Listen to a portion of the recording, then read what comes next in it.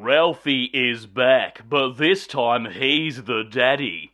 And he's taking his kids back to his shithole hometown to celebrate Christmas. Ralphie has some big shoes to fill and high expectations to meet.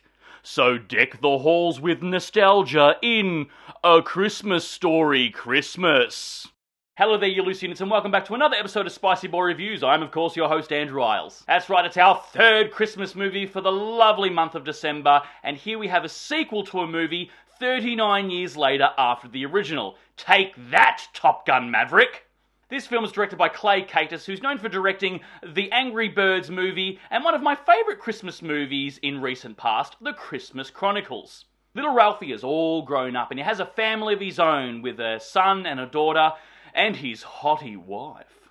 The first film was based in the 40s, so obviously Ralphie's all grown up, so this film is based in the 70s. We learn that Ralphie is trying to become a writer, writing the great American novel, if you will. And he's taking a year off work, giving himself 1 year to get published professionally. And if that doesn't happen within the year, he gives up on his dreams. Stakes! How do I know this?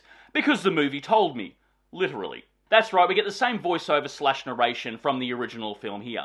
Every publisher is knocking back Ralphie for his stories because they're out of this world, so to speak. They're science fiction and they just don't get it. Also, they say that it's a little bit wordy. I mean, these days it's easy to get published or get a show on a streaming service. All you got to do is write any piece of shit, insert identity politics in it, and away you go.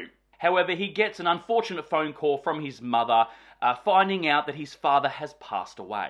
So he decides to pack up the family, pack up the car, and head back to his hometown of Homan, Indiana, to spend Christmas with his mother. I gotta say though, this really hit hard. It's very brief, it doesn't linger too long on it, but damn, it hit me in the feels. I'm not crying, you're crying! Unfortunately, Darren McGavin, who played Ralphie's dad in the original film, had passed away back in 2006, but the passing of his character in this is the instigating factor to get the movie rolling. And the film kind of revolves around that. So Ralphie and his tight-knit family pack up the car and away they go.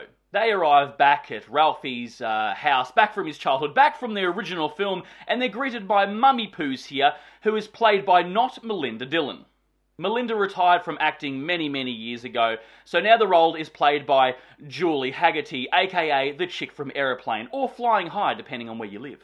Now the torch has been passed to Ralphie to make this the best Christmas ever, along with having to write the obituary for his father in the local paper. For you Gen Zers out there, an obituary was kind of like a relationship status update, but you did it for your life, and it was in printed media. Then we get beats from the first film, you know, bullies are yearning for a particular Christmas present, even a triple double dare scenario.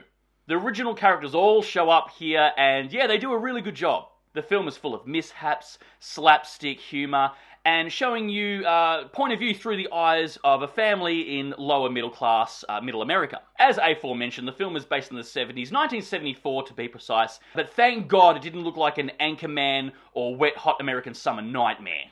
Don't get me wrong, those lenses and that colour palette works for those films, but they're sort of heightened comedy, or parody if you will. This is sort of grounded in somewhat reality, and a bit sentimental. So yeah, it looked like what the 70s probably would have looked like in middle America. Unlike some period piece films, this film has a lot of sweet moments, and some really subtly funny ones too. I audibly laughed a few times. It does feel like a Christmas midday movie, like straight to TV here, but the only thing that elevates it is the original cast. We also get some clever narcissistic dreamtime fantasies from Ralph here, just like the original film. The stakes weren't super high, but that's okay. If it was, it wouldn't be a Christmas story. I think I've become conditioned to expect a world-ending event at the climax of the film, but this, no, it's just trying to get through Christmas, get through grief, and yeah, try and make it the best time of year possible. It felt like small potatoes, but real. It's all about balancing expectation. Christmas is never perfect. Nothing is. You got to make the most of what you're given.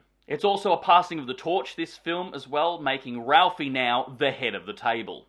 All the actors did a really good job, and Peter Billingsley looks and sounds great in this. He's been in a ton of things throughout his life, and produced a lot of things as well. But as we know, he's popped up in a few big things in the past. Iron Man and Elf, I'm looking at you. But here, he's really good. He's grounded and believable. I mean, it's the role that defined him, really, so it is his. I didn't grow up watching the original like many others. The first film is always on the list of greatest Christmas films of all time. And I only watched it recently and thought, yeah, it's okay. But I do understand why it's sort of a cult hit, if you will. I think it may have been the first, or at least one of the first, Christmas movies ever to show a Christmas movie from the point of view of a lower middle class family. You know, they don't have a ton of cash. They're just, trying to make ends meet and get on with Christmas. And also seeing it through the eyes of a child, being a POV character in the original, yeah, it was quite original for its time, even though it was based on a book. But this sequel is practically the same structure as the original somewhat. Obviously having Ralphie as a kid, seeing Christmas through his eyes in the original, now he's an adult, and now we're seeing Christmas through the eyes of an adult, with the same given circumstances. Apparently there was a straight-to-TV sequel, released in 2016 that was a massive piece of shit, and I've only heard terrible things. If you like the original, you're gonna like this. It's small scale, sentimental, heartfelt, and it's gonna give you those Christmas feels in your baubles. I didn't love it, I didn't hate it, it just happened and I thought it was okay. And it was incredibly wholesome. But anyway, guys, that's my review of A Christmas Story Christmas. Yeah, write down below if you've seen it, if you want to, if you're a fan of the original. And of course, if you've made it this far into the episode, please give me a thumbs up because your love and support keeps me going because I just love movies and I assume you do as well. And of course, don't forget to hit that subscribe icon because we give out episodes weekly. And we'll see you back here next week for the next review. And until then, stay merry, kids.